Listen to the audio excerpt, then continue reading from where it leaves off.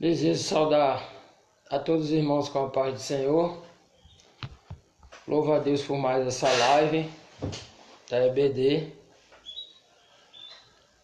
Hoje, dia 19 de julho de 2020, vamos ministrar mais uma lição da Escola Bíblica Dominical do terceiro trimestre, cujo tema desse terceiro trimestre é os princípios divinos em tempos de crise. Ele pega como exemplo a reconstrução de Jerusalém e o avivamento espiritual como exemplos para os nossos dias. Louvado seja o nome do Senhor. A lição 3 fala: o despertamento renova o altar. Desde já sou grato a Deus por este canal de comunicação, por essa oportunidade de estar fazendo esse trabalho junto com os irmãos aqui.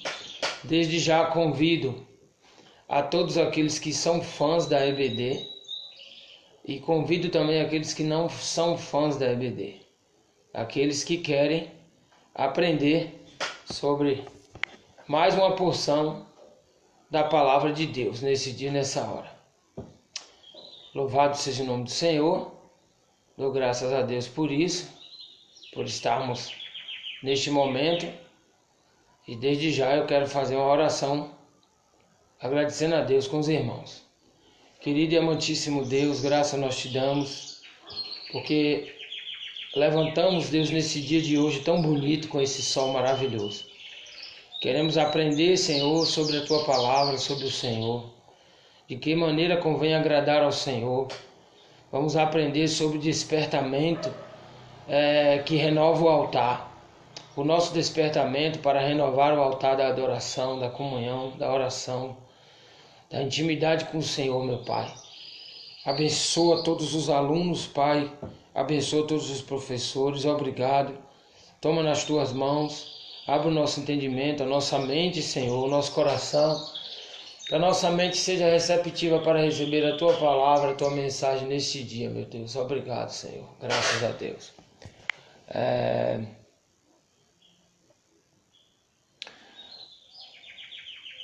Vamos estudar sobre a lição 3, já falei, o despertamento renova o altar.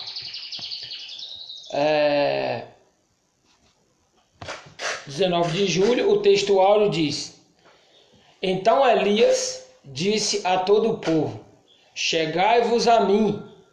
Aleluia.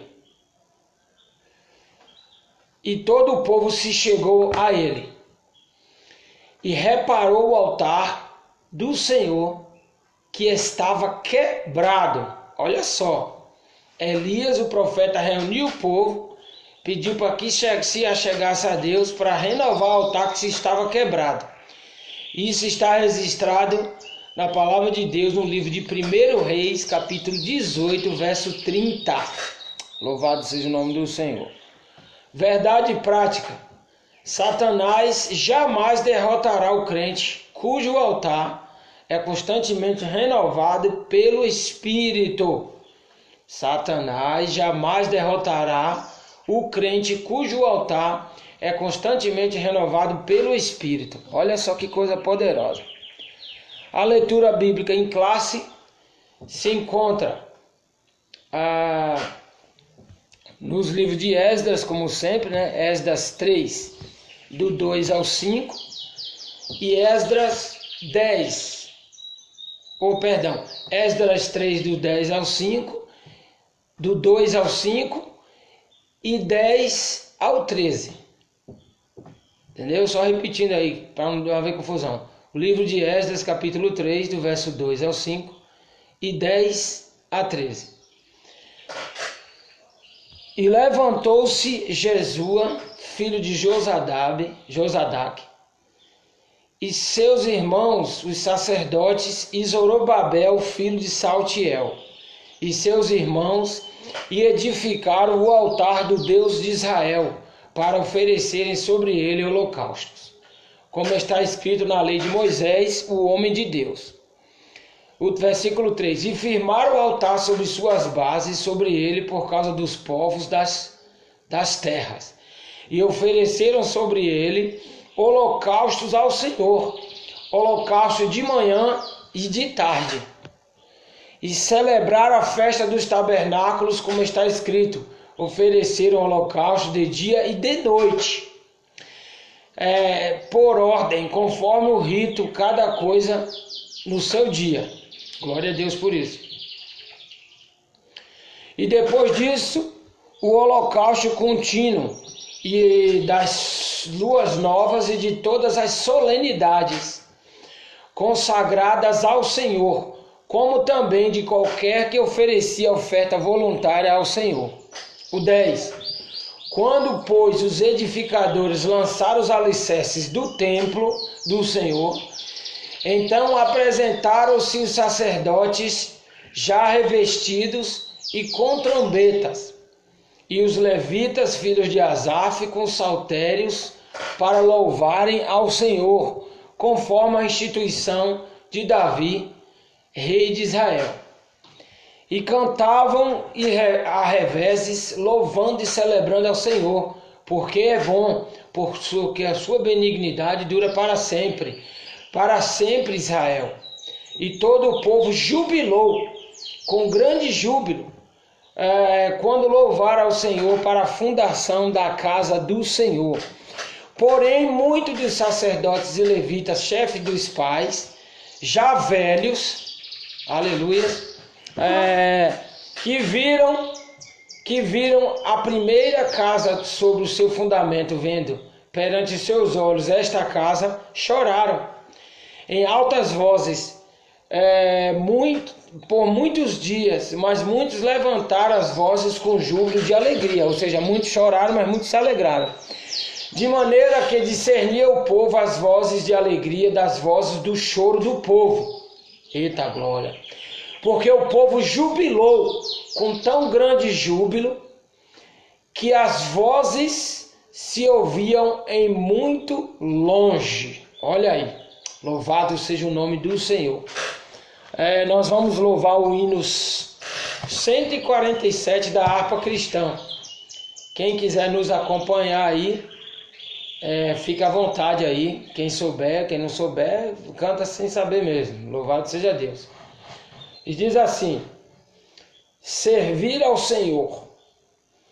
Quero eu servir-te, ó meu Rei Jesus, e contigo sempre caminhar na luz, tendo com o povo de Deus comunhão, e dos meus pecados purificação. Sim, ó meu Senhor, quero servir-te, ó Deus de amor, sempre te servindo e também dando a ti louvor. No teu bom serviço tenho eu prazer, nele muita graça eu vou receber. Sempre falarei assim do teu amor, e te glorificarei, meu Salvador. Sim, ó meu Senhor, quero servir-te, ó Deus de amor, sempre te servindo e também dando a ti louvor. Desça a tua graça sobre mim, Senhor, nele muita graça eu vou receber. Sempre falarei assim do teu amor e te glorificarei, meu Salvador. Sim, ó meu Senhor, quero seguir-te, ó Deus de amor, sempre te servindo e também dando a ti louvor.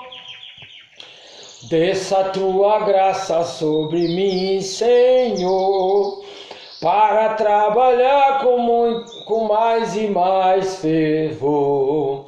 Dá-me entendimento e verás saber, para alegre eu fazer o teu querer. Aleluia, Deus.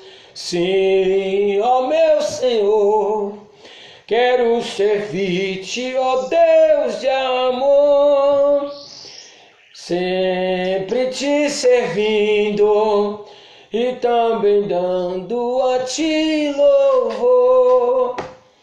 Só em ti confio eu, só em ti confio, meu Senhor e Rei. Só em ti vitória eu alcançarei, e contigo sempre aqui viver, para que pra Sião me venha receber.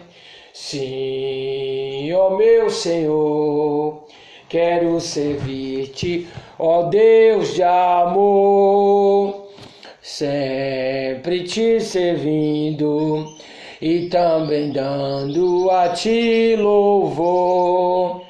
Aleluia, louvado seja o nome do Senhor. Irmão, de manhã a voz da gente não é muito boa não, mas a gente tenta, né, se esforça. Louvado seja o nome do Senhor. Nós vamos na introdução. A introdução da lição diz assim: nesta lição veremos uma definição etimológica do termo altar. Pontuaremos o altar como uma prioridade na vida dos judeus do pós-exílio. Notaremos quais foram as atitudes condizentes com o despertamento espiritual na vida dos ex-exilados, e que também devemos ter como crentes. E por fim, comentaremos sobre a importância do altar na vida do cristão. Definição de altar. O conceito, o termo de altar, a palavra altar, vem do hebraico misbah, que é o substantivo masculino que significa altar, o lugar de sacrifício. É uma palavra bastante comum no Antigo Testamento, onde ocorre cerca de 396 vezes. Louvado seja o nome do Senhor.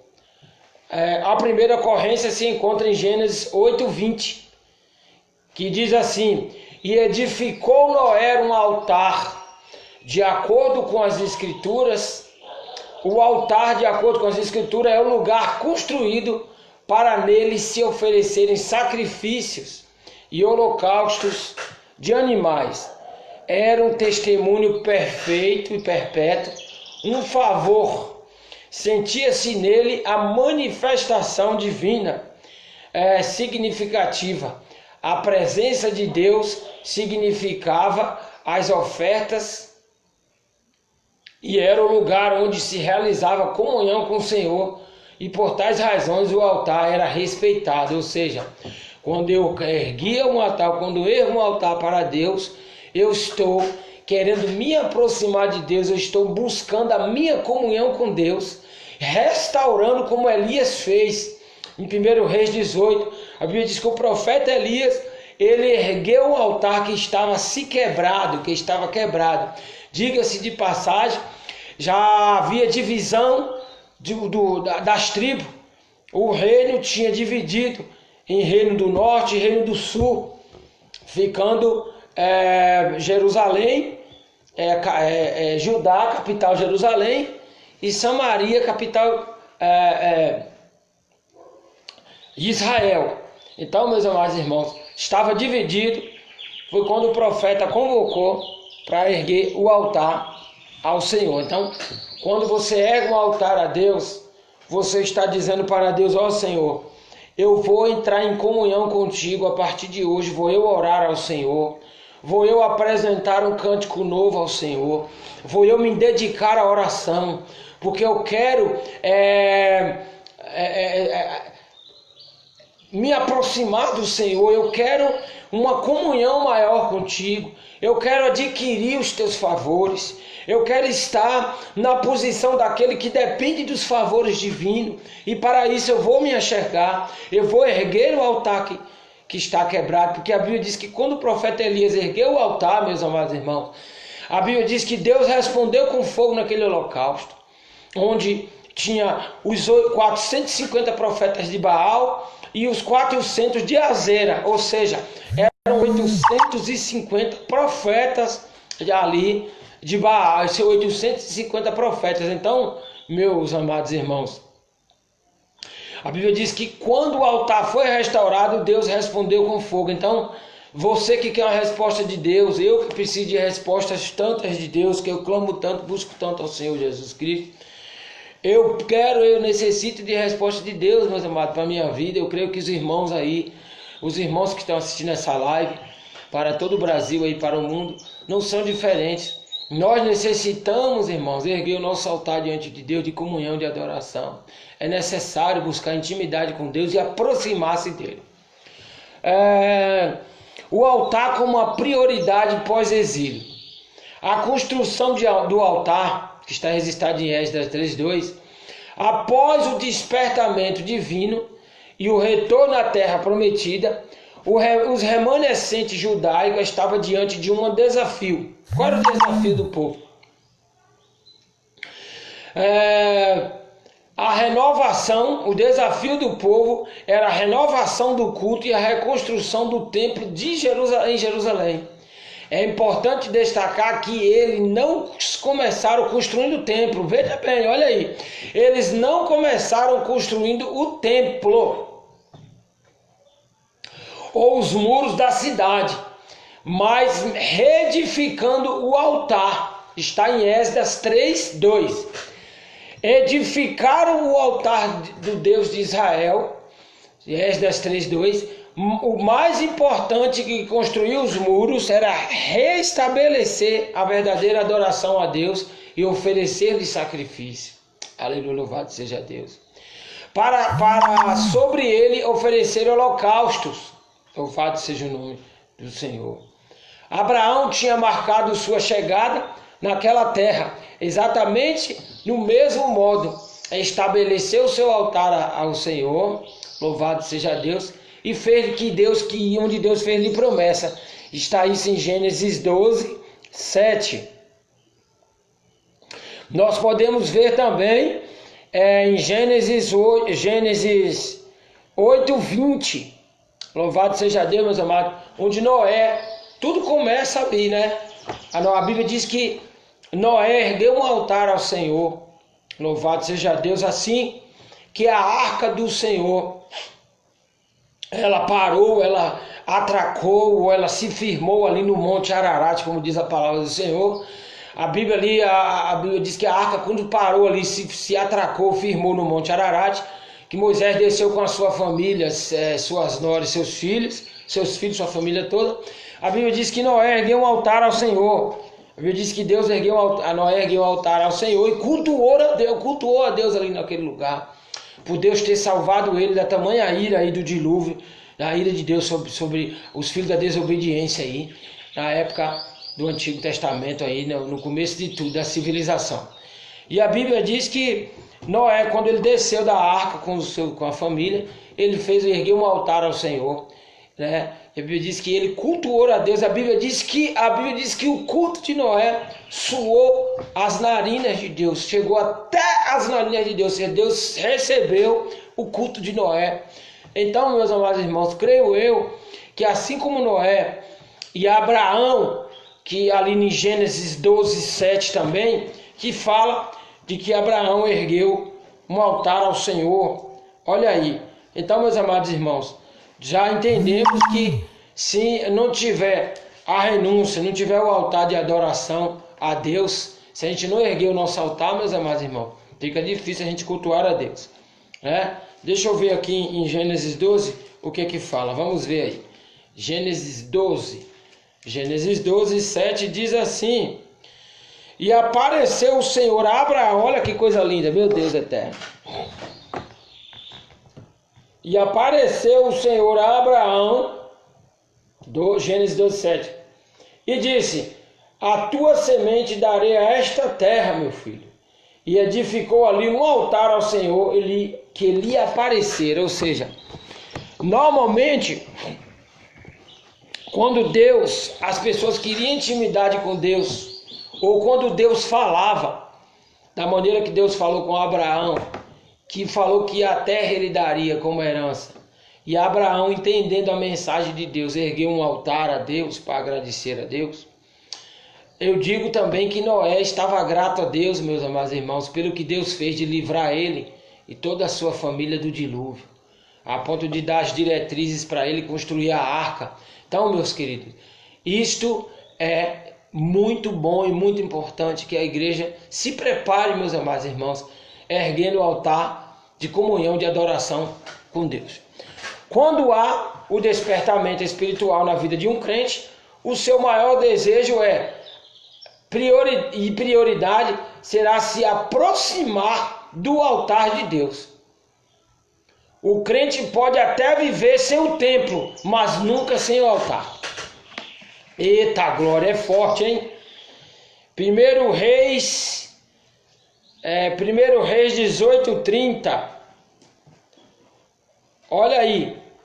O crente pode até viver sem o templo, sem a igreja física, porque nós estamos passando e passamos por um período de pandemia, ainda estamos passando, onde as igrejas ficaram um bom tempo fechadas. E nós ficamos sem o templo, mas sem o altar nós não podemos ficar. Nós não podemos ficar sem o altar. Então, fica a dica aí. Você pode ficar sem um templo físico, sem as paredes da igreja, de estar lá sentado com os irmãos em comunhão, congregando, mas você não pode ficar sem o altar. Eu e você não podemos ficar sem o altar. Louvado seja o nome do Senhor. 1 Reis 18:30 diz: então Elias disse a todo o povo: chegai-vos a mim. Eita glória! E reparou o altar do Senhor que estava quebrado. Então, meus amados irmãos, é necessário reparar para erguer o altar quebrado, para que a glória de Deus possa ser manifesta no meio do seu povo, da sua igreja, com dons de cura, dons de maravilha, dons de profecia, dons de maravilha, batismo com o Espírito Santo. Precisa que o altar seja reparado. E isso, meus amados irmãos, não precisa ser só na igreja, não. O meu altar e o seu altar tem que estar reparado direto. Todo dia é dia de reparar o altar. Todo dia é dia de estar em comunhão. Todo dia é dia de orar. Todo dia é dia de buscar. Todo dia é dia de se preparar para servir o Senhor com o seu melhor cântico. Um cântico novo. Todo dia é dia de erguer um altar ao Senhor em oração.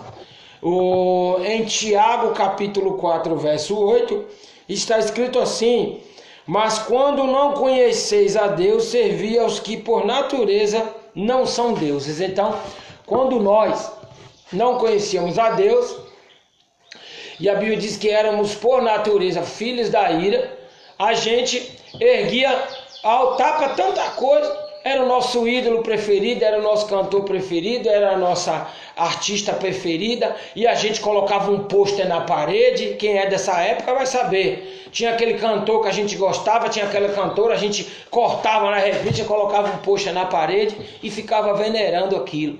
Mas a Bíblia diz que depois que nós fomos salvos e alcançados, esclarecidos e libertos, a Bíblia diz que aquele que tem a mente de Cristo é liberto. A Bíblia diz que nós passamos, irmãos, ao quê?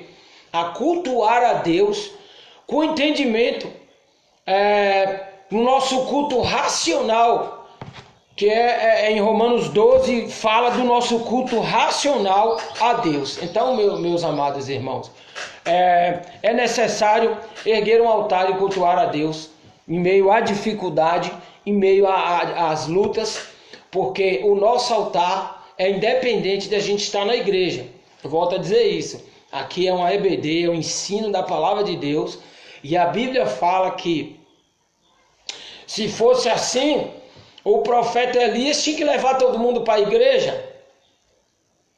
profeta Elias tinha que levar todo mundo para a igreja para poder erguer o altar lá. Não, ele ergueu um altar no meio do deserto lá. Chamou o profeta, chamou o rei Acabe, chamou todo mundo. E a Bíblia diz que ele ergueu um altar ao Senhor, restaurou o altar quebrado e Deus se manifestou de forma poderosa. Então, quem quer se aproximar de Deus e obter os favores divinos, precisa erguer o seu altar com Deus, precisa buscar a Deus Todo-Poderoso. É em busca do favor divino. O altar simboliza a presença e a proteção de Deus para os judeus. De acordo com a restauração do altar foi prioridade por duas razões. De acordo com o escritor, a restauração do altar foi prioridade por duas razões. Primeira, o povo foi motivado, pelo menos em parte, para edificar o altar. O povo foi motivado, pelo menos em parte, para edificar o altar por causa do perigo representado pelos povos da terra. Deus falou, você vai tomar posse da terra, mas lá vai ter gigantes, lá vai ter os povos que habitaram, vai ter povos que tomaram as terras que eu prometi a vocês, vão ter outro povo habitando nesta terra. Então vocês vão precisar ter muito cuidado. E o povo com medo, muitos com medo, não é verdade? Edificaram o altar, não só com medo, mas por conta do perigo. E eles tinham provado que Deus era com eles, né? Na passagem do Jordão, do Mar Vermelho, de vencer todas as pragas, enfim, irmãos, N coisas. O povo sabia que Deus era poderoso, mas o povo estava lá na Babilônia.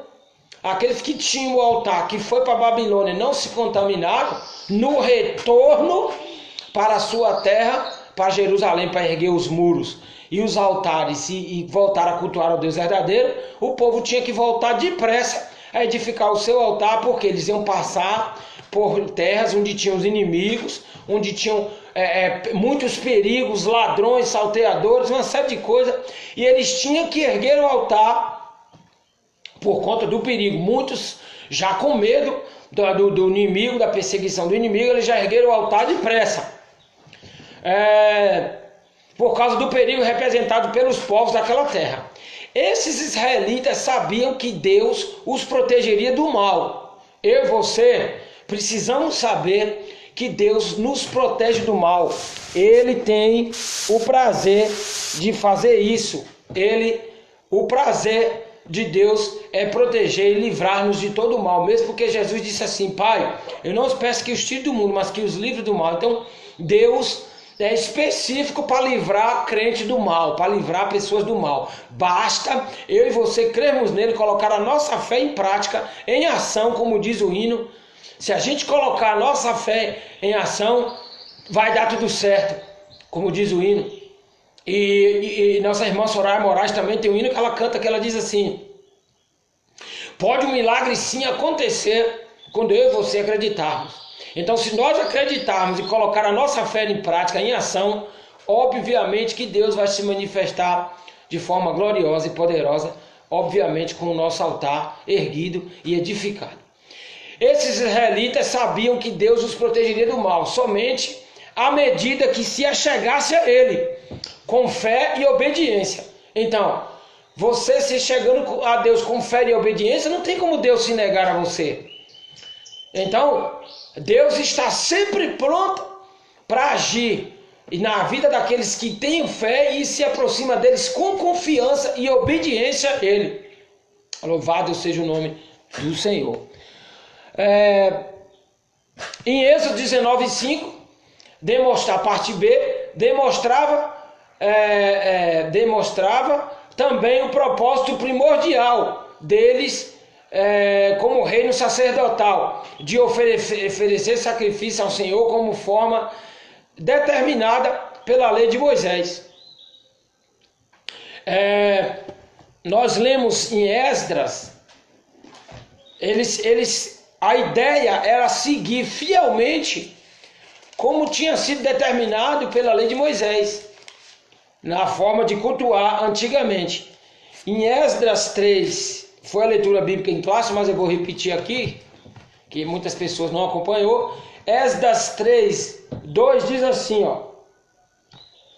E levantou-se Jesua, filho de Josadaque, e seus irmãos, os sacerdotes, Zorobabel, filho de Saltiel, e seus irmãos, e edificaram o altar de Deus de Israel, do Deus de Israel, para oferecerem sobre ele holocaustos, como está escrito na lei de Moisés, o homem de Deus.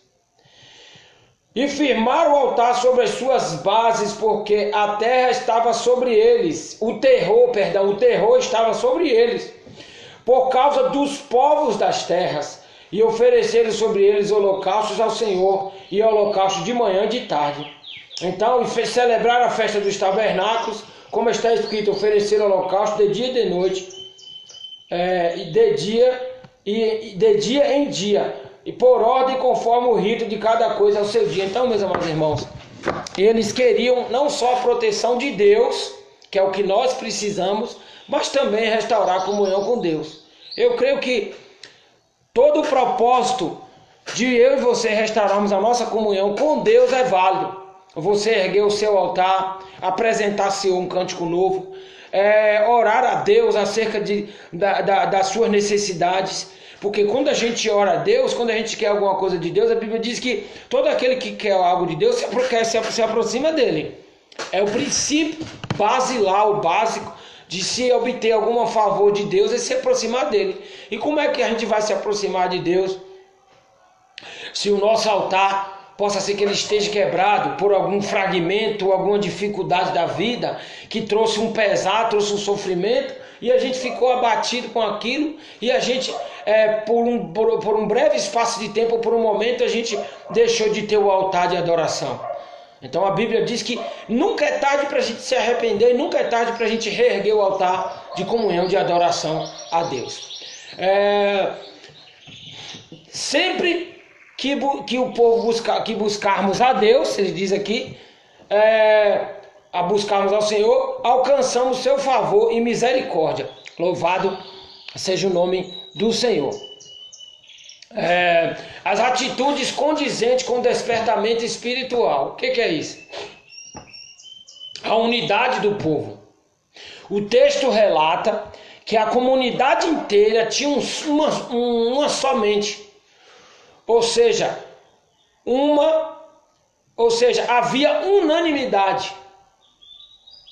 Havia unanimidade do povo. Foi fundamental a importância para o altar, seria a unanimidade. Ou seja, eu chamo um irmão para orar, que chamo o outro para orar, que chamo o outro para orar. Ah, mas a gente não pode se encontrar na igreja, eu não vou para a igreja hoje. Ergue o seu altar na sua casa. Ergue um altar de adoração, de leitura da palavra. Tira um momento para Deus, de você orar ao Senhor, de ler a palavra. É um altar. É o altar da intimidade, da busca de Deus. Louvado seja o nome do Senhor. Então, muitos eram unânimes nisso. Outros estavam mais com medo dos inimigos que estavam na terra. O terror estava espalhado. Louvado seja o nome do Senhor. A cidade, porque o altar, o templo e a cidade fossem construídos. A unidade do povo foi fundamental para a importância de que o altar, o templo e a cidade fossem reconstruídos. Eles tinham que se unir para isso. Esse exemplo do passado nos ensina que a unidade dos propósitos torna possível a bênção de Deus e nos capacita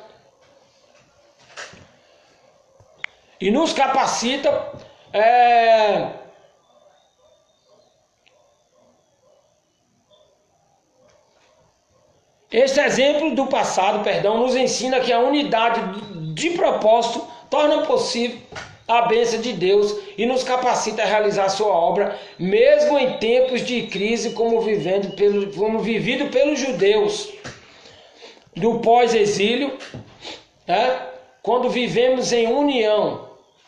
A Bíblia diz: o óleo e o orvalho, símbolo do Espírito Santo, é derramado sobre nós, trazendo bênção e vida. Porque ali o Senhor ordena a bênção e a vida para sempre. Está em Salmo 133. Na verdade, fala dos irmãos viverem em união, louvado seja o nome do Senhor, e fala do óleo que desce sobre a barba de Arão, e o Senhor ali derrama a bênção sobre nós, trazendo, vamos ler lá, meus amados irmãos, que é tão lindo esse salmo, porque se eu estou em comunhão com meu irmão, eu não quebro o meu altar. Se eu estou em comunhão com meu irmão, eu ergo o altar. E se eu não estou em comunhão, é mais difícil a gente erguer o altar. Porque a gente fica com receio. Será que Deus vai me ouvir? Será que Deus não vai ouvir? E a Bíblia diz que Deus não despreza um coração contrito. Olha aí. Deus não despreza um coração contrito. Então, meu amado irmão, nunca é tarde para recomeçar, para se humilhar, para pedir perdão, para recomeçar. O Salmo 133 diz assim,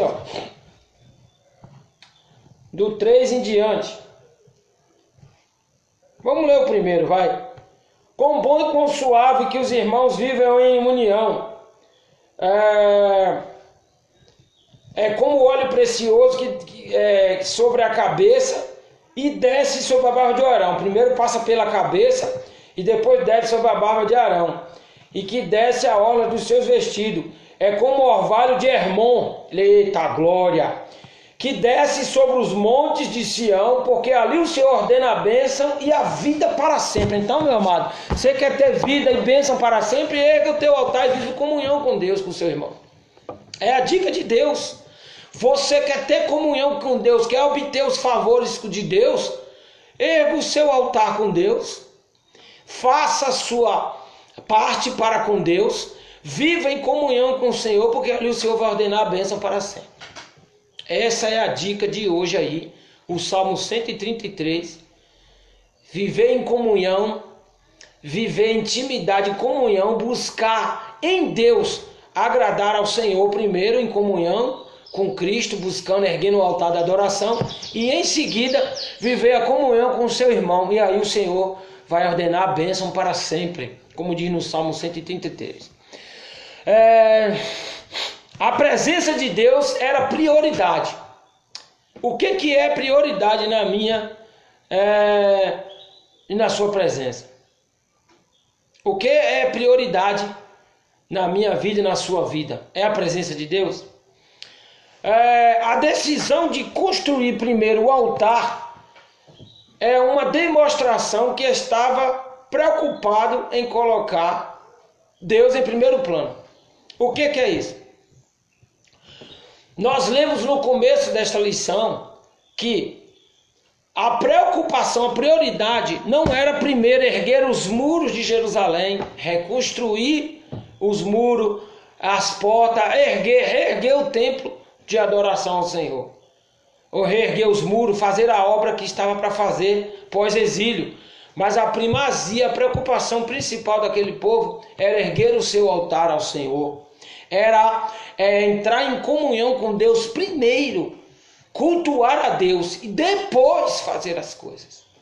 Por isso que quando Jesus estava com Marta e Maria, a Bíblia fala que uma delas largou e foi cuidar da casa dos afazeres. E ela chamando para Jesus falou, então, minha irmã, em vez de estar aqui com a gente o senhor não está aqui todo dia, creio eu que ela deve ter falado isso. Ela falou, meu filho, você escolheu a melhor parte e não será retirado. Então, escolha a melhor parte que é erguer o teu altar, estar perto de Jesus, ter a sua comunhão com Ele, para obter os favores divinos e ser livre de todo o mal, de todo o perigo. É assim que Deus deseja que nós façamos. Então, o povo estava preocupado em colocar em Deus em primeiro lugar. Onde se tem altar, olha só, onde se tem altar, tem adoração e a presença de Deus é manifestada. Olha que coisa poderosa. Às vezes se faz necessário uma limpeza na nossa vida para que a presença de Deus seja manifesta. Olha só, às vezes se faz necessário uma limpeza na nossa vida para que a presença de Deus seja manifesta. Assim foi com Jacó. Quando Deus o apareceu, ele disse, levanta-te, sobe a Betel e habita ali, faz um altar ao Deus que te apareceu quando fugiste da face de Esaú, teu irmão. Está registrado em Gênesis 35, capítulo 35, verso 1. Deus falou com ele: sobe a Betel, ergue um altar ali. Louvado seja Deus. E diante da face, quando você fugir diante da face de Esaú, seu irmão. Todavia, para Jacó experimentar uma renovação espiritual em sua vida, foi necessário uma mudança radical em sua casa. Olha só. Tirai os deuses estranhos que há no meio de vós, e purificai e mudai as vossas vestes. Eita glória! Meu Deus, eu estou sentindo a graça, meus amados irmãos, aqui. Vamos ver isso em Gênesis 35, irmãos. Verso 2. 35, verso 2 até o 7. Olha só, eita glória! 35, verso 2 até o 7. Olha lá, ó. Vamos lá. Que coisa linda. Então disse Jacó à sua família e a todos os que com ele estavam: tirai os deuses estranhos que há no meio de vós, e purificai e mudai os vossos vestidos. Por que isso? Porque depois disse Deus a Jacó: levanta-te, sobe a Betel, habitai ali, faz ali um altar ao Deus que te apareceu quando você fugiu da face de Esaú, teu irmão. Aí ele de imediato falou: gente, nós temos, disse Jacó ao seu povo no verso 2. Então disse Jacó à sua família e a todos que com ele estavam: tirai os deuses estranhos que há no meio de vós, e purificai-vos e mudai os vossos vestidos. Eita glória! E levantemo-nos e subamos a Betel, e ali farei um altar ao Deus que te respondeu no dia da minha angústia. Eita glória, meu Deus! Oh Jesus! E que foi comigo no caminho que te tenho andado. Então deram a Jacó todos os deuses estranhos que tinham em suas mãos, e as arrecadas que estavam em suas orelhas. E Jacó os escondeu debaixo do carvalho que está junto a Siquém. Olha aí, irmãos. Deus pediu para fazer a limpeza, para limpar e restaurar o altar. Só depois que restaurasse o altar, fizesse a limpeza, que Deus poderia fazer. Então, meus amados irmãos, sempre nós sabemos que nós precisamos mudar alguma coisa. A necessidade de oração é sempre. A necessidade de socorro, a nossa oração de necessidade, de precisão de Deus, dos favores divinos, nunca é mudada. Quem é que ora só para agradecer a Deus? Se eu e você só oramos para agradecer a Deus, então a gente está farto. Mas nós sabemos, irmãos, que a oração de agradecer, de pedir as bênçãos de Deus, os favores divinos, quase sempre é a mesma. Senhor, nos proteja, Senhor, nos livra de todo mal, nós te servimos, estamos aqui para te servir, vê se há em mim algum caminho mau, e guia-me pelos veredas da justiça por amor do teu nome. A gente sempre fala, canta, recita o Salmo 90, ou o Salmo 23, a gente está sempre recitando: ainda que eu ande pelo vale da sombra da morte, ainda que eu ande à beira, ainda que laços de morte me cercarem, o Senhor estará comigo. Então, a gente está sempre pedindo os favores divinos. Então, a dica aqui geral é que nós venhamos sempre estar erguendo o altar. Porque quem sempre está pedindo tem que estar sempre com o altar erguido. Porque Elias, quando ele chamou Acabe e todo o povo de Israel para erguer o altar, mandou chamar os 450 profetas de Baal e os 400 de Azera, dando um total de 850 profetas. A Bíblia diz que no 30, que nós lemos aqui, 1 Reis 18, 30, que ele ergueu o altar, e que a Bíblia diz que Deus respondeu com fogo. O altar que estava quebrado ele ergueu, juntou as 12 pedras representando as 12 tribos de Israel, que o reino estava dividido, o reino do norte e o reino do sul. E a Bíblia diz que Deus respondeu com fogo, meus amados irmãos. Então, não tem como eu e você erguermos o altar a Deus de comunhão, de adoração, a Deus, de comunhão com o nosso irmão, como nós lemos no Salmo 103, comunhão como o óleo que passa pela cabeça de Arão, desce sobre a barba, e vivamos em comunhão com o nosso irmão, como a Bíblia diz, para que ali o Senhor venha ordenar a bênção. Então, a gente está sempre pedindo e sempre agradecendo.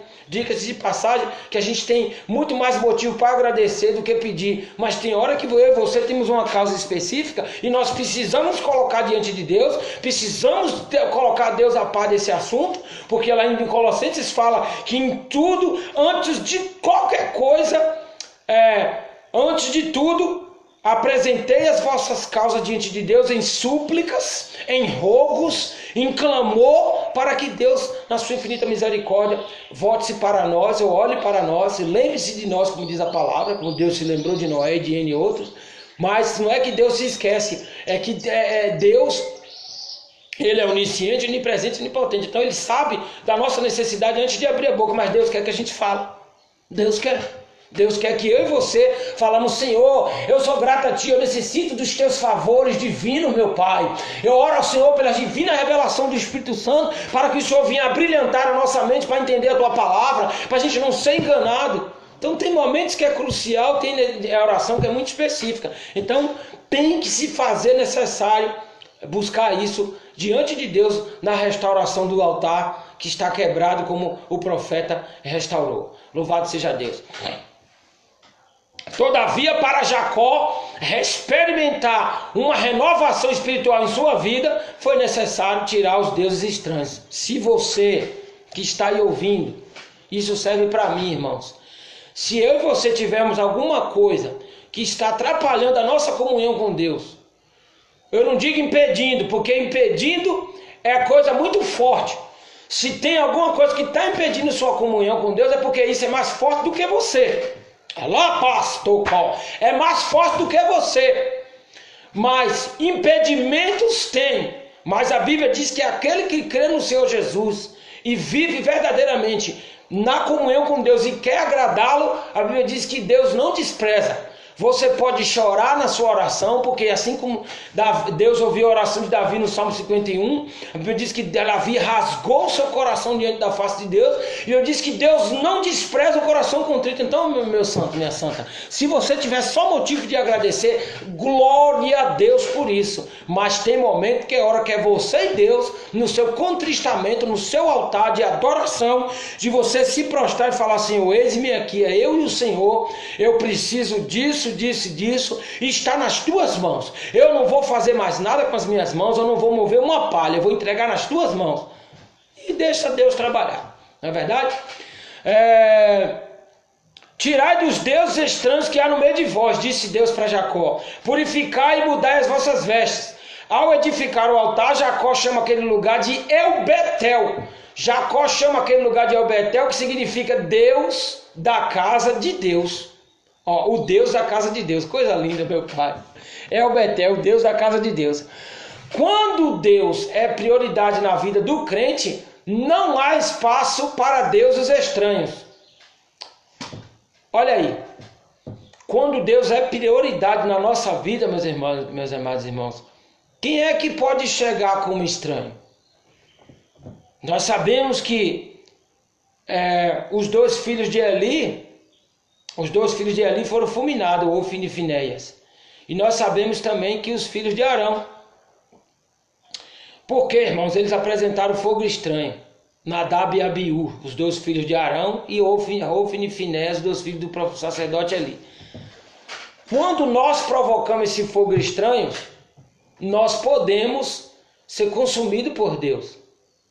Mas quando está alguém se levantando no nosso meio, ou no nosso gueto, no nosso meio gospel, e está blasfemando, ou está tentando dissipar, ou tentando tirar, muitas vezes, a paz de muitas pessoas, e está realmente sendo aquela pedra de tropeço, a Bíblia diz que mais e mais precisamos se achegar a Deus.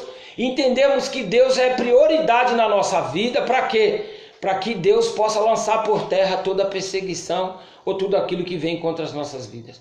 Você tem a sua intimidade com Deus, tem a sua comunhão com Deus. Quem pode tirar isso? Quem nos separará do amor de Cristo? Lá em Romanos 8,35. Quem é que separa aí você do amor de Cristo? Quem é que tira a comunhão que existe entre Deus e você? É o perigo? É alguém te ameaçando? É a fome? É a crise? É a nudez? É o perigo? É a espada? Irmão, quem é que pode? Só eu e você pode separar. Só eu e você pode separar. Só eu e você podemos, com a nossa frieza, com a nossa falta de amor, com a nossa falta de interesse, afastar a presença de Deus da gente. Ou até mesmo esfriar espiritualmente. Quando Deus chegou para o sacerdote e falou assim: até quando você vai interceder ou pedir ou clamar pela vida do rei, até a vida do rei, já que eu não tenho mais prazer, se eu mais não tenho mais prazer, onde o meu espírito não está, a vida de Saul. Deus falou com o profeta: até quando você vai clamar pela vida de Saul? Se eu já retirei a minha presença dele. Então, amados, é doído saber que uma pessoa não tem mais a presença de Deus e que ela não anela mais para os favores divinos e que ela está aquém da sorte. É difícil até falar isso. Dizer que uma pessoa está entregue à sorte, ou está entregue às traças, como diz o nosso ditado popular aí, está entregue à sorte. Nós não queremos isso para ninguém, meus amados. Eu não quero nem para o meu pior inimigo. Porque a Bíblia diz que aquilo que se nós amarmos o nosso irmão, a gente não vai desejar mal para ele. Se amar o teu próximo como a ti mesmo e viver em comunhão com ele, eu estou dizendo que o quê? Que aquilo que eu não quero para mim, eu não vou querer para ele, porque eu estou amando ele como a mim mesmo. Olha como é forte isso. Então, é cada dia renunciar, meus amados irmãos. Não somos hipócritas. A Bíblia fala que é de glória em glória. Mas a Bíblia diz que aquilo que a gente tem que fazer, a gente tem que fazer. A gente precisa fazer, é necessário estar restaurando a nossa comunhão com Deus e com o nosso próximo. Consagração total.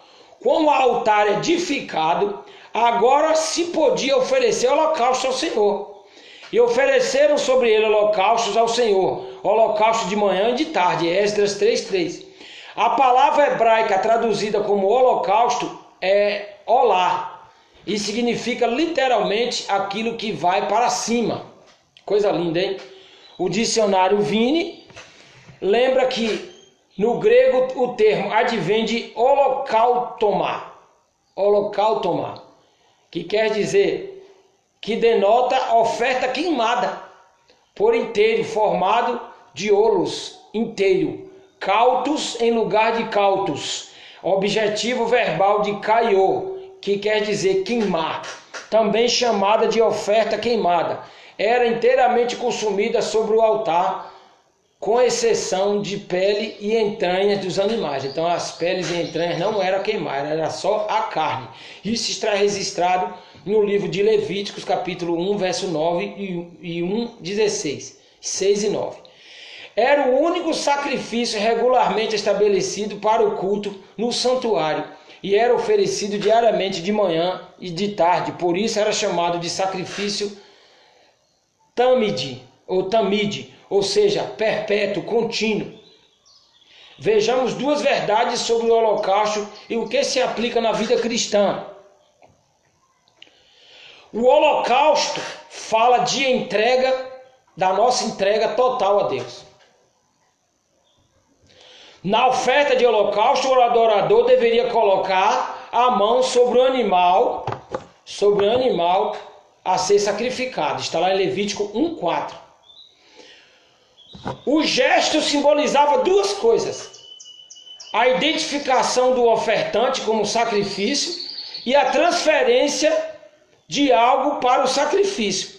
No caso do holocausto, o ofertante estava dizendo: assim como este animal é entregue inteiramente a Deus no altar, também eu me entrego inteiramente ao Senhor.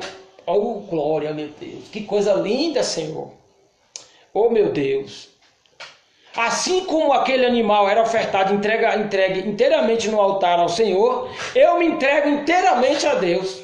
Eita coisa linda, meu Pai. Devemos entregar por completo a nossa vida no altar de Deus como sacrifício vivo, santo e agradável a Deus, que é o meu e o vosso culto racional, como está escrito em Romanos 12. Então, devemos entregar por completo nossa vida no altar de Deus como sacrifício vivo e agradável a Deus, que é o culto racional, meu e seu, que está escrito em Romanos 12. Então, meus amados irmãos, entrega total, sem reservas. Entender que a nossa vida de cristão na terra, enquanto nós vivermos aqui, é entrega todo dia para Deus. É ter reservas para Deus, é se entregar para Deus. É você viver a vida cotidiana, aproveitar, usufruir da vida, ter os favores divinos, trabalhar do suor do teu rosto, comer o teu pão, viver para Deus e não se contaminar. É possível isso, gente. É possível viver para Deus, se entregar para Deus, se redimir, ter uma vida constante de consagração, se entregar para Deus como sacrifício vivo. Eu e você somos a igreja viva, o altar de Deus, o templo do Espírito Santo. Nós somos o sacrifício vivo, santo e agradável a Deus. Nós devemos apresentar o nosso corpo como um sacrifício vivo, santo e agradável a Deus, que é o nosso culto racional. Está escrito isso em Romanos 12, a partir do 1 em diante. Leia isso lá. Então, meus amados irmãos, é uma vida de renúncia. Uma vida cristã, meus amados, é uma vida de renúncia. Todo dia a gente tem que renunciar a alguma coisa para agradar a Deus. Nós precisamos trabalhar, precisamos viver em sociedade, precisamos ter amizade, precisamos ter relacionamento, mas a Bíblia diz que nada disso pode ser maior do que servir a Deus. Servir a Deus é prioridade, é primazia. O povo voltou do cativeiro, voltou os ex-exilados, voltou do cativeiro para servir a Deus. A preocupação primordial daquele povo não era primeiro erguer os muros, erguer o templo, as portas, era primeiro erguer o altar a Deus. E a Bíblia diz que eles ergueram o altar ao Senhor, voltou a comunhão com Deus, com os irmãos, ofereceram o sacrifício de animais, ofereceram a Deus. A Bíblia diz que Deus se agradou daquilo, porque a prioridade é isso. Tem pessoas que não colocam o sacrifício vivo, o nosso culto racional a Deus como prioridade, quer ter vitória na vida. É difícil, irmão. Eu não estou dizendo que isso é impossível, pelo amor de Deus. A Bíblia diz que ainda que permanecemos infiéis, Deus permanece fiel. Então, o nosso culto a Deus como sacrifício vivo, culto racional a Deus, Romanos 12, 1, precisa ocupar vários lugares da nossa vida. Não estou dizendo que você tem que ficar bitolado, achando erro em tudo, como muitos aí, cheio de legalismo, ver pecado em tudo, achar erro em tudo, achar que todo mundo é pecador e só você é santo. Não, não é isso. Mas você, quando dá prioridade para as coisas de Deus, Deus dá prioridade para você. Infelizmente é assim, felizmente é assim. Não é uma troca. Mas como a Bíblia diz que aquele que pede pão, Deus vai dar um escorpião, o filho que pede pão, Deus vai dar uma cobra, não. Você vive para Deus, serve a Deus, tem o seu altar erguido na presença de Deus. Meu amigo, você só tem que desfrutar dos favores divinos. Alguns esperam, outros não esperam, outros passam na frente de Deus, outros não passam. E como é que fica o altar? O altar é um negócio ritual. O que é profeta Elias fez em 1 Reis 18? Ele chamou o povo, falou assim: pode chamar os 850 profetas que estão lá, que comem na mesa de Jezabel. Chama os 450 de Baal e os 400 de Azera, 850. Chama eles para aqui, para eles verem isso aqui, como é que Deus vai fazer aqui nesse lugar. E a Bíblia diz que eles clamavam, eles se cortavam com lança e clamavam a Baal, e nada de Baal responder, e aquela agonia. E a Bíblia diz que Elias clamou e Deus mandou o fogo, lambeu o holocausto. holocausto, matou muita gente, os profetas, e aqueles que sobreviveram foram mortos na espada pelo próprio profeta. Não, meu amado. Deus é quem, quando eu e você direcionamos o nosso altar e erguemos o altar a Deus, de comunhão, por exemplo, você pode olhar a sua volta, será que eu estou faltando comunhão com algum dos meus irmãos? Opa, se for, é um pedaço do altar que está quebrado. Ah, será que eu não estou cantando um cântico novo ao Senhor? Opa, é um pedacinho do altar que está aí faltando. Eu estou fazendo a leitura diária da palavra? Opa, não estou fazendo? Opa, está faltando uma letrinha, um pedacinho do altar aí. Ah, eu estou honrando a liderança, estou honrando as pessoas que Deus colocou na igreja. Dai honra a quem tem honra. Eu estou sendo sincero, respeitando a liderança, a hierarquia da igreja. Opa! Então, se eu estou fazendo isso, o meu altar está erguido, mas se eu não estou, está faltando uma pedrinha aí, eu preciso orar, eu preciso colocar. O profeta colocou 12 pedras, simbolizava as 12 tribos. Era como se ele estivesse unindo aquele povo, aquelas pessoas que ainda tinham um pouco de intimidade com Deus, e falou: Senhor, eu creio que alguém dessas 12 tribos tem intimidade com o Senhor, que é alguma coisa. E a Bíblia diz que Deus se fez presente, e o holocausto e o fogo consumiu o holocausto. O holocausto fala de um ato contínuo. Como já vimos, o holocausto era um sacrifício contínuo. Está lá em Números 28, 6. E deveria ser apresentado de manhã e à tarde. Esdras 3:3 e Êxodo 29, 39. Os judeus construíram um altar para ser usado, e assim o fizeram. Altar sem sacrifício não tem valor. O apóstolo Pedro nos exorta a oferecer sacrifícios espirituais agradáveis a Deus, por Jesus Cristo. Está lá em 1 Pedro 2,5. Diariamente o crente deve se preocupar com a manutenção do seu altar. Está lá em Levíticos 6, 10 e 13 a 13. Oferecer seu sacrifício a Deus, somente assim o fogo arderá continuamente sobre o altar e não se apagará. Levítico 6:3. Então, meu amado, o fogo de Deus na sua vida, a presença de Deus, o Espírito Santo, as virtudes, as doces consolações. Por que a bênção apostólica fala? Que é a graça do nosso Senhor Jesus Cristo, as doces consolações do Espírito repousem sobre vós, não só hoje, para todo sempre. Então, para que você venha, as doces consolações do Espírito venham repousar sobre vós, e que eu e você venhamos a ter os favores divinos, nosso fogo do altar não pode se apagar. A presença de Deus, o Espírito Santo, a presença de Deus, o desejo de servir, de fazer a obra de Deus, de estar na obra de Deus, de agradar a Deus, tem que ser continuamente. Isso não pode se apagar, porque quando esse fogo se apaga, vem logo outro fogo estranho. Quando o fogo de Deus se apaga, vem logo outro fogo estranho para assumir o lugar, e é onde somos consumidos ou somos derrotados. Consciência da dependência divina. O momento de renovação que os judeus estavam vivendo incluía o reinício da celebração das antigas festas, que faziam de Israel um povo distinto. E assim aconteceu com a celebração da festa dos tabernáculos, está lá em Esdras 3:4, leitura bíblica em classe que nós lemos.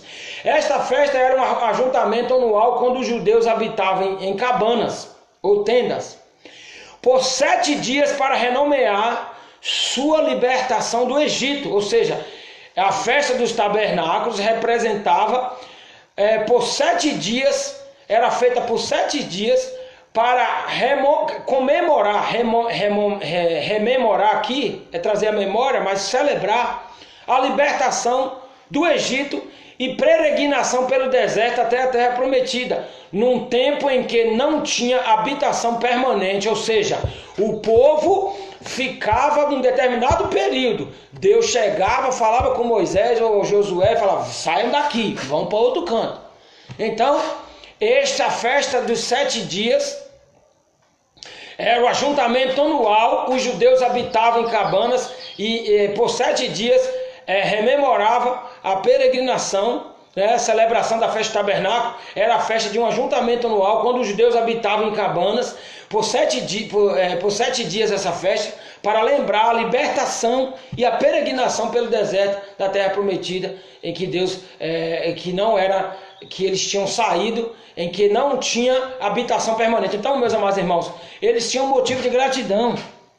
Eles falavam, não, nós temos que celebrar essa festa aqui para lembrar os livramentos que Deus nos deu no deserto. Nós não tínhamos casa fixa, mas nada de mal acontecia. As bestas feiras do deserto não consumiam a gente. Nós não éramos derrotados. Deus protegia a gente e livrava a gente de todo mal. Então, eles tinham um motivo de gratidão para celebrar a Deus. Que eu creio que eu e você temos muito motivo de gratidão para celebrar o Senhor. Assim como a festa dos tabernáculos lembrava os judeus e sua dependência de Deus, devemos reconhecer a nossa dependência constante no Senhor Jesus Cristo. Porque sem mim nada podeis fazer. Está escrito em João 15:5. O que ele diz? Sem mim nada podeis fazer. Então, se você viver sem Deus, não ter a sua comunhão, o seu altar, a sua comunhão com o seu irmão, e viver intimidade com Deus, e estar com o teu altar erguido, e ter motivo de celebrar a Deus, pode-se dizer que a Bíblia vai dizer que sem Deus nada eu e você podemos fazer. Está em João 15:5. Sem mim nada podeis fazer. E por último aqui, para encerrar, a importância do altar na vida do crente. Os judeus, quando retornaram do cativeiro babilônico, entenderam que sua maior necessidade era restabelecer a sua comunhão com Deus. E para isto, imediatamente reconstruíram o altar, colocando-o em suas bases, retomando desta forma as ofertas de holocausto ao Senhor. Essa atitude nos ensina que o altar deve ser uma prioridade em nossas vidas. Observemos algumas verdades sobre o altar na vida do crente. O altar é um lugar de oração. Vários personagens da Bíblia edificaram altares ao Senhor, como o propósito de invocar o nome do Senhor. Por exemplo, Abraão, Gênesis 12:8. Isaac, Gênesis 26:25. Jacó, 35, do 1 ao 7. O altar da oração jamais deve ser negligenciado pelo crente.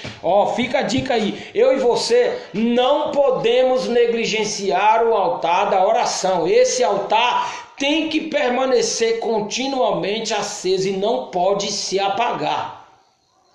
Em nome de Jesus. Levítico 6:13. Quando falta a oração, falta também unção. Quando falta unção, falta a graça. Quando falta a graça, falta temor de Deus. E o crente torna presa fácil do diabo.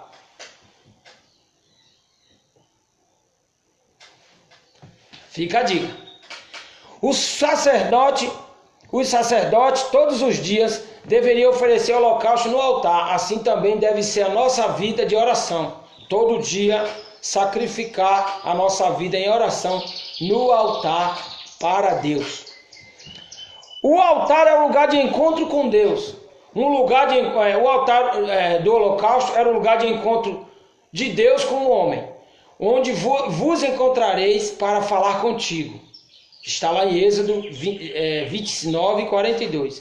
Não há privilégio maior para o salvo em Cristo Jesus, eu e você, do que desfrutar da comunhão com Deus e ouvir a sua voz. Eita glória, meu Deus! Se houver em nós disposição para oferecer sacrifícios espirituais, Deus sempre virá ao nosso encontro. Nesse encontro ouvimos a sua voz, vos encontrareis para falar contigo ali. Olha que coisa tremenda. Vos encontrarei para falar contigo ali. Ou seja, Deus tem encontro com o crente no altar. Êxodo 29:42. Você ergueu o teu altar, está falando com Deus, está orando, está adorando, está lendo a palavra. Está escrito que Deus encontra comigo e com você ali. Vamos ver isso? Êxodo 29:42. É forte, irmãos. Estou falando. A escola bíblica é uma bênção, meu amado. Deus ensina muita coisa para a gente. Eu sei que o meu altar precisa ser cada dia mais erguido diante do Senhor, para que Deus possa, na sua infinita misericórdia, nos livrar de todos os males e impedimentos.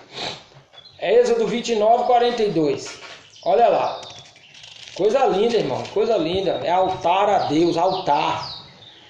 Diz assim, ó: este será o holocausto contínuo por vossas gerações, a porta da tenda da congregação, perante o Senhor, onde vos encontrarei lá para falar contigo ali. Oh, glória, meu Deus, irmão! É Deus que fala isso. Eu encontrarei contigo ali no teu altar. Você que está ouvindo aí nesta live, Deus encontra contigo no teu altar, vaza. Deus encontra contigo no teu altar, vaza. Deus encontra contigo no altar que você erguer para Ele. Ele está ali, encontra contigo ali. Grava isso no seu coração. Êxodo 29, 42. Quando você ergue um altar de adoração, de comunhão, de intimidade com Deus, para falar com Ele, obter os favores divinos, Ele encontra com você lá. Ele encontra contigo ali. Ele vai de teu encontro ali no altar. Ele está dizendo: eu encontro contigo lá. Deus faz isso, é prazer dele fazer isso. Oh, glória a Deus. E recebemos a sua bênção. Virei a ti e te abençoarei. Está em Êxodo 20, 24. O altar também é um lugar de santidade e devoção a Deus. Deus exigia dos sacerdotes santidade diante do altar. Êxodo 29, 44. Uma das orientações que Moisés recebeu de Deus sobre o altar era que nele não se deveria existir degraus. Interessante, hein? Deus exigiu que Moisés não construísse degraus no altar. Está em Êxodo 20, 26. Altar não pode ter degraus. Esta orientação visava proteger os sacerdotes de expor a sua nudez aos olhos do povo. O Senhor, quando apareceu a Gideão, exigiu dele que antes de construir um altar a Deus, deveria primeiro derribar o altar de Baal, que pertencia ao seu pai. Está lá em Juízes capítulo 6, no versos 25 e 26. Deus falou: derruba o altar que pertence a seu pai Gideão, por favor, para que eu venha derramar poder sobre sua vida e sobre a sua família. O altar é um lugar de santidade e devoção ao Senhor. Está lá em Romanos 12, 1. Deus nunca receberá o sacrifício de um altar imundo e profano. Grave isso. Deus nunca receberá o sacrifício de um altar imundo e profano.